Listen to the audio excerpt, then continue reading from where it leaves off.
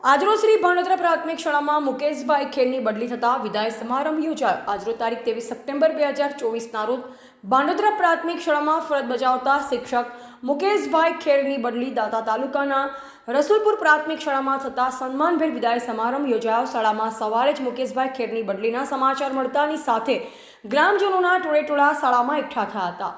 મુકેશભાઈ ખેરની પ્રથમ નિમણૂક શ્રી ભાંડોદરા પ્રાથમિક શાળા હતી। તે દિવસથી સતત 22 વર્ષ સુધી તેમને કર્મનિષ્ઠ સેવા ભાંડોદરા ગામના ગ્રામજનોને ભેટ કરી। આજે સવારે વિદાય સમારંભમાં મા સરસ્વતીની આરાધના કરી વિદાય લેનારા મુકેશભાઈ ખેરના અધ્યક્ષ સ્થાને યોજાયેલા પ્રસંગમાં ગ્રામ લોકોની બોડી હાજર હતી।